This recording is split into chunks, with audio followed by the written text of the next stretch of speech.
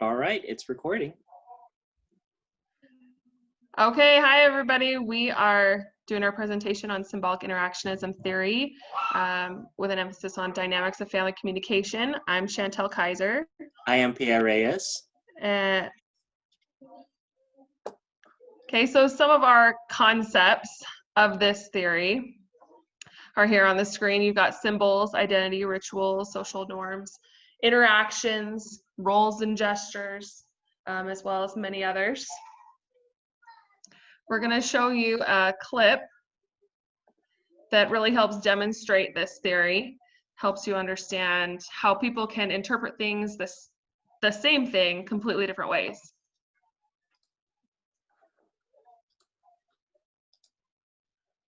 Round one. Here. Got it. Okay. Ready, set, go. Box. Window. Batman. Batman and Robin. Wonder Twins plus the monkey. Wonder Twins plus the monkey and Batman. Gift. Present. Yeah. Planner. Now, how can you not get that? What universe is that a present? It's not a present. It's the present. There's you and me. There's Penny and Amy. We're playing Pictionary in the present.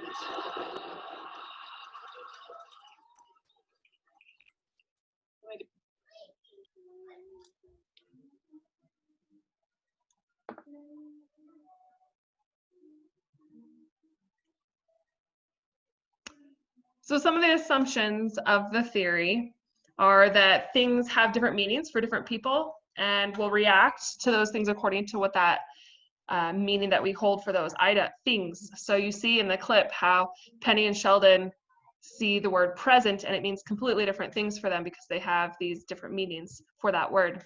Another one is that we learn these meanings through our social interactions. Then we apply them in future interactions. And we know from their past that they learned those meanings and then now they're using those meanings in their social interactions here. And then third, as we come into contact with different things and different experiences, we learn to interpret what we are learning.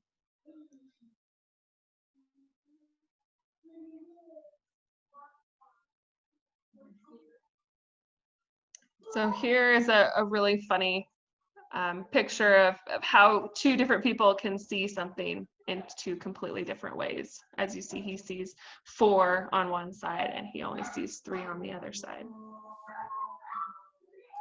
So one of the things about communication is the importance of reflective or active listening. It is a therapeutic skill to understand the person that you are communicating with.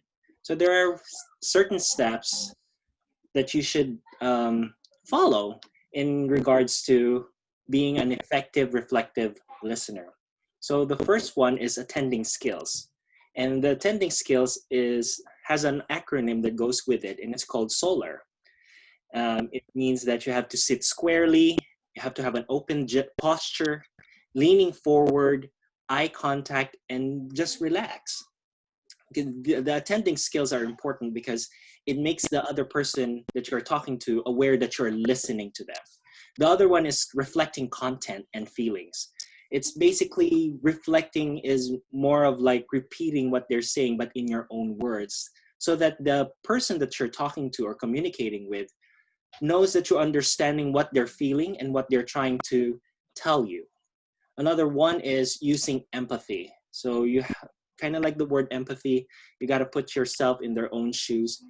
It's that emotion that you're trying to reflect on that person when you're communicating. Another good factor in reflective listening is asking questions. And most of the questions that should be asking are open-ended so that they can express their thoughts and their feelings on what is happening. And another one is summary. Basically what a summary is, you encapsulate what you got through the communication or the information that the person was trying to give you so that they know that you understood them. And then later on, you can establish goals, or if that person needs encouragement, then you do an encouragement.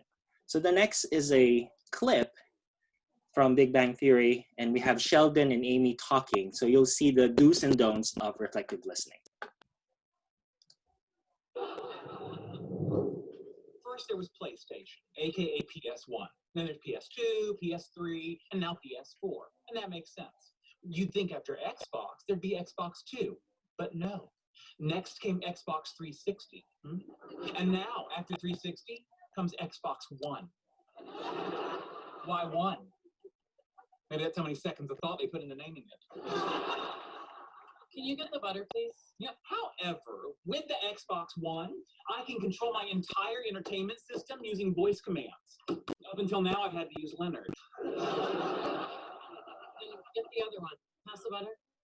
Hang on. I don't feel like you're taking this dilemma seriously. Fine, Sheldon.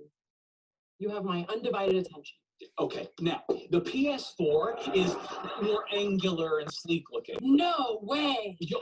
It's true, but the larger size of the Xbox One may keep it from overheating. You wouldn't want your gaming system to overheat? No, see, well, you absolutely would not.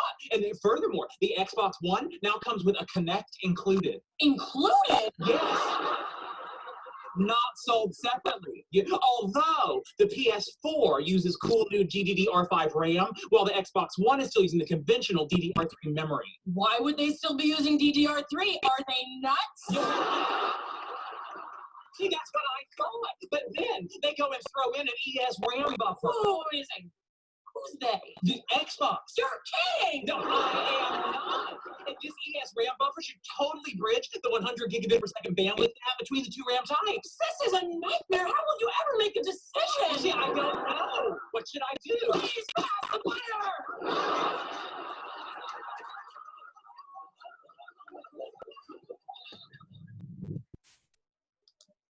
Although that's a very comical way to represent reflective listening, but you can see that there are do's and don'ts for it. You see in the first part, Amy wasn't paying attention to Sheldon. And once Sheldon caught that and told her to pay attention to what he was trying to say, then we saw all this reflective listening that she had done. She was being attentive. She was asking questions. She was asking really probing questions to let Sheldon know that she's interested, and she has clarification at some point of the conversation. She even paraphrased it, and she was really attuned to Sheldon's feelings, and she even summarized it until the very end when they're about to put like a goal or the question in where the conversation ended. So there is another good active listening clip, and it brings it to a whole surmise of how important it is. And this is from Everybody Loves Ray. Why did you do this, Allie? This is terrible. Oh, great. This is Michael's giraffe. He's crying now. Why did you do this? Cause is not an answer. Active listening. Ray, that doesn't work. It works. I just use on the worst kids in the neighborhood. Would you? Look at this. Look what she did. Try it. Try it. What, Ray? I'll leave. You want me to do it? No. Do this. Okay. Allie, let's talk about what you did. I don't want to talk. Are you feeling angry? Reflect back. You're angry. Yes. Okay. But it's not okay to rip up toys when we're angry. Judgmental.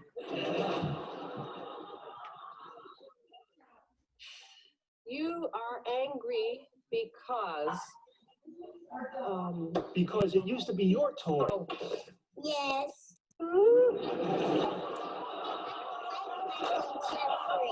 I see.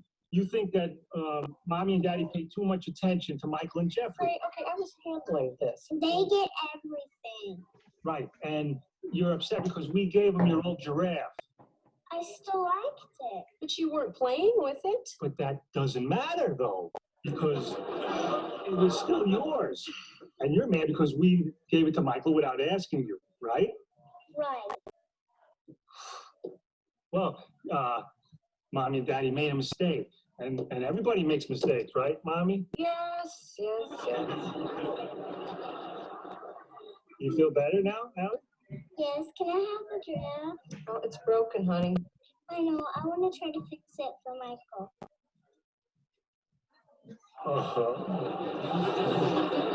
You're sweet. Thank you,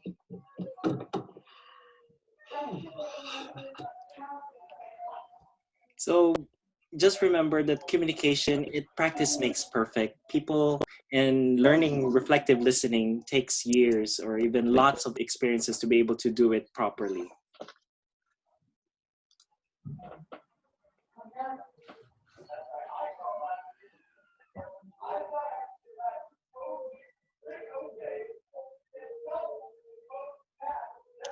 Marvin J. Ashton said, if we would know true love and understanding one for another, we must realize that communication is more than a sharing of words.